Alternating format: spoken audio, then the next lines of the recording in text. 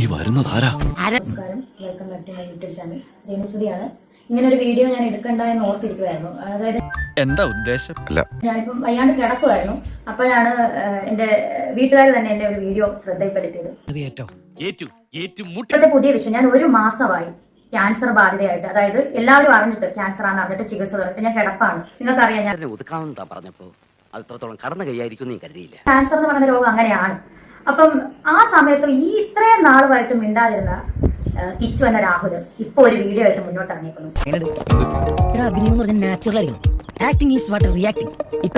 Suspension കൊണ്ടാണ് അമ്മയെ വെറുത്തുന്നു എന്നൊക്കെ പറഞ്ഞു. ഞാനൊരു കാര്യം പറയട്ടെ, ഞാൻ എന്റെ ജീവിതത്തിൽ എന്ത് തുടങ്ങിയാലും കിച്ചുവിനെ പരിചയപ്പെട്ടതിനെ തുടർന്ന്, എന്ത് സുചേട്ടൻ മരിച്ചതിനെ തുടർന്ന് എന്ത് തുടങ്ങിയാലും ഞാനത് കിച്ചുവിനെ അറിയിച്ചുകൊണ്ടാണ് ഞാൻ ചെയ്യുന്നത്. തെളിവുണ്ട് എന്റെ കയ്യിൽ.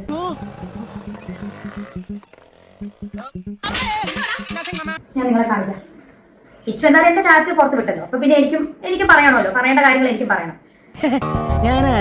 ഞാൻ കിച്ചുവിനോട് പറഞ്ഞ സബ്സ്ക്രിപ്ഷൻ ചാറ്റ് മാത്രമേ ഞാൻ കാണിക്കുന്നുള്ളൂ. കാരണം എന്നെ പറ്റി അതാണല്ലോ പറഞ്ഞത്, സബ്സ്ക്രിപ്ഷൻ ആണല്ലോ ഇപ്പം മെയിൻ പ്രശ്നമായിട്ട് ഇപ്പൊ പറഞ്ഞത്. അപ്പൊ ആ സബ്സ്ക്രിപ്ഷന്റെ ചാറ്റ് മാത്രം ഞാൻ ചാറ്റ് കാണും. കിച്ചു സൺ ഫുള്ള് കാണാവോ ചാറ്റ്? ഇതാണ്ട് എന്റെ ചാറ്റ് കാണിച്ചുകൊണ്ടാണ് ഞാനിത് പുറത്ത് വിട്ടത് കേട്ടോ, അല്ലെങ്കിൽ ഞാൻ ഒരിക്കലും വിടത്തില്ലായിരുന്നു മോനെ. വേണ്ടേ അത് ഞങ്ങൾക്ക് അറിയാം ആരാ മണ്ടനെന്ന്. ഞാൻ തമ്മിലുള്ള ചാറ്റാണ്, സബ്സ്ക്രിപ്ഷന്റെ കാര്യമാണ്. അപ്പൊ എന്റെ പൊന്നു കുഞ്ഞു മോനെ കിച്ചു, നീ സമ്മതിച്ചുകൊണ്ടാണ് അമ്മ ഇത് ചെയ്തത്. പിന്നെ മോൻ ഗുഡ് എന്ന് പറഞ്ഞുകൊണ്ടാണ് മോൻ അന്ന് എന്നോട് പറയാനേ അമ്മേ അത് വേണ്ട കേട്ടോ, പറയാൻ അമ്മ ഇത് ചെയ്യത്തില്ലായിരുന്നു മോനെ. മോൻ ഗുഡ് നന്നായി എന്ന് പറഞ്ഞുകൊണ്ട് മാത്രമാണ് ഞാനത് ചെയ്തത്. അന്നാണെന്ന് നിങ്ങൾ ഓർത്തോണം. എന്റെ തുടങ്ങി അന്ന് 500 സബ് കഴിഞ്ഞോട്ടോ. അപ്പൊ കിച്ചു എന്താ എന്നോട് പറഞ്ഞ മറുപടി, നിങ്ങൾ മേലെ ഇത് ചെയ്യരുതെന്നല്ല പറഞ്ഞത്, നിങ്ങൾ ഇനി ഇത് ഒരിക്കലും ചെയ്യരുതെന്ന് കിച്ചു അന്ന് എന്നോട് പറയുമായിരുന്നെങ്കിൽ മോനെ കിച്ചു അമ്മ സസ്പെൻഷൻ തുടങ്ങത്തില്ലായിരുന്നു. പക്ഷെ മോൻ എന്നാ പറഞ്ഞെന്നറിയോ, ഗുഡെന്ന്. അതിനുശേഷം ഞാൻ പറഞ്ഞ 600 കഴിഞ്ഞു, 150 രൂപയാണ്. അപ്പൊ കിച്ചു പറയാ 150. നിങ്ങൾ കണ്ടോ, എന്നെ വെറുതെ വിട് കിച്ചു എന്നെ വെറുതെ വിട്. പിന്നെ ഡോക്ടർ സ്വല്പം ചൂടാണല്ലേ? അല്ലാത്തപ്പോഴും ചൂടാണ്. എന്നെ അറിയുമായിരിക്കും.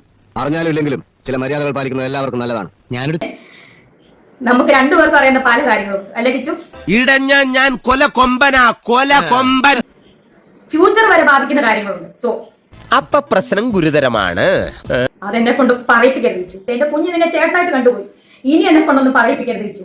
പുതിയ കണ്ടുപിടുത്തം എന്താണെന്ന് ഞാൻ പറഞ്ഞാലേ ആൽഫി ചേട്ടൻ വാലും പൊക്കിക്കൊണ്ട് ഓടും. ഞാൻ ക്യാൻസർ വന്നിട്ട് ഞാൻ മരിച്ചാ പോലും എനിക്ക് നീ ഒന്നും ചെയ്യണ്ട. ചുമ്മാ പറഞ്ഞായിരിക്കുമല്ലേ? ചുമ്മാ പറഞ്ഞതാ, അയാള് ശരിക്കും പറഞ്ഞതായിരിക്കും.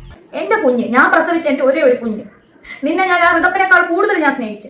നിന്നെ ഋതപ്പനേക്കാൾ കൂടുതൽ ഞാൻ നിനക്ക് എന്റെ സബ്സ്ക്രിപ്ഷൻ കിട്ടിയ പൈസ വരെ ഞാൻ നിനക്ക് തന്നു. ഒരുപാട് പൈസ ഞാൻ ഉറക്കമളിച്ച്, ഞാൻ ആൽബങ്ങൾ ചെയ്തത്, ഞാൻ ഉറക്കമളിച്ച് ഗൾഫിൽ പോയി പ്രൊമോഷൻ ചെയ്തത് എല്ലാം ഞാൻ നിനക്ക് അതിന് ഒരു ഓഹരി ഞാൻ നിനക്ക് തന്നിട്ടുണ്ട്. നീ അതെല്ലാം വാങ്ങിച്ചിട്ടുണ്ട്. ആ ചാറ്റുകളെല്ലാം എന്റെ കാശിന്റെ ഇടപാടൊക്കെ നമ്മൾ വളരെ സൂക്ഷിച്ച് തന്നെ കൈകാര്യം ചെയ്യണം. നിന്റെ അമ്മ സ്വന്തം പെറ്റതള്ള നിന്നെ ഇട്ടിട്ട് പോയതൊട്ടുള്ള 1.5 വയസ്സിലൊക്കെ കഥകൾ വരെ എന്നോട് നീ പറഞ്ഞു. കൊല്ലത്തെ വീട്ടിൽ വെച്ച് നീ അനുഭവിച്ച, ചെറുപ്പത്തിൽ അനുഭവിച്ച കാര്യങ്ങൾ വരെ നീ എന്നോട് പറഞ്ഞിട്ടുണ്ട്. പറഞ്ഞു വന്ന പാപത്തിന്റെ ഫ്ലോ അങ്ങോട്ട് പോയി. കുഴപ്പമില്ല, നെക്സ്റ്റ് വരുമ്പോ പെൻഡ്രൈവ് ആയി കൊടുക്കാല്ലേ. എന്നെ പറ്റി പറയുന്നല്ലോ സബ്സ്ക്രിപ്ഷൻ, ഞാൻ സബ്സ്ക്രിപ്ഷൻ അല്ലേ തുടങ്ങുള്ളൂ നിയമപരമായിട്ട്. നിയമവിരുദ്ധമായിട്ട് ഞാനൊന്നും ചെയ്തിട്ടില്ലല്ലോ. കിട്ടിയതും മോഷണ കേസിൽ പ്രതിയായതും മിച്ചം. നീ ഇപ്പോഴല്ലേ 1 വർഷമായിട്ടല്ലേ നീ ഇപ്പം സ്വന്തം കാര്യം നിൽക്കാൻ തുടങ്ങിയ കാര്യങ്ങളൊക്കെ. ഇതിന് മുന്നേ ഒരു രാഹുൽദാസ് ഉണ്ടായിരുന്നു, ചിങ്ങവനം ഭാഗം, കൊല്ലാട് ഭാഗം, അതുപോലെ ഈ പൊങ്ങന്താനം, ഈ Thrikkodithanam police station, Vakathanam police station ഒന്ന് തിരക്കി നോക്കി രാഹുൽദാസിനെ പറ്റി. അറിയാനുള്ളവരോടാണ് ഞാൻ പറയുന്നത്. എന്നെ കുറ്റപ്പെടുത്തുന്നവരെ എന്തായാലും രേണുസുതി അങ്ങനെ ഒരു നിയമവിരുദ്ധമായിട്ടൊന്നും ഞാൻ ചെയ്തിട്ടില്ല. ഇതിനകത്തൊന്നും എഴുന്നേറ്റ് വന്നേ പറ്റത്തുള്ളൂ എന്റെ ഋതപ്പിന് വേണ്ടിയിട്ട്.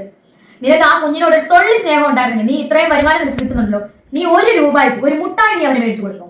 നിന്റെ അനിയനല്ലേ, എനിക്കൊന്നും വേണ്ട കിച്ചു. നിന്റെ വായിക്കാത്ത കയറി വിടുവിച്ചാലേ ശരിയാവും. ഞാൻ നിനക്ക് തന്നിട്ടേ ഉള്ളു പൈസ, അതിന് കണക്ക് പറഞ്ഞല്ല. അപ്പത്തെ ഘട്ടങ്ങൾ ചൂടാവല്ലേട്ടാ, ഇങ്ങനെ ചൂടാവണല്ല, എന്റെ ടോൺ ഇങ്ങനെയാണ്.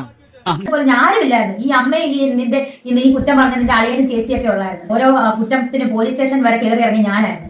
എനിക്ക് ഒരു സ്നേഹവും എനിക്ക് തരണ്ട, നീ മാതിരിയൊന്നും പറയല്ലേ, കാണണ്ട. ആരുടെ വിഷമം തീർക്കാൻ എന്നെ വന്ന് കാണും. ഇന്ന് വരെ കണ്ടുമില്ല, വിളിച്ചില്ല, മിണ്ടിയില്ലല്ലോ, വേണ്ട. ശത്രുക്കളോട് പോലും ഇത് ചെയ്യരുതാ ദ്രോഹി. എന്റെ ശവം പോലും നിങ്ങൾ ആരും വന്ന് കണ്ട് എന്നെ ഒരു റീത്ത് പോലും ആരും സമർപ്പിക്കണ്ട. അതിച്ചിരി കൂടുതലല്ലേ? വെറുതെ വിട്ടേക്ക്, എന്നെ വെറുതെ വിട്ടേക്ക്. എന്റെ കൊച്ചിന് വേണ്ടിട്ട് എന്നെ ഒരവസരം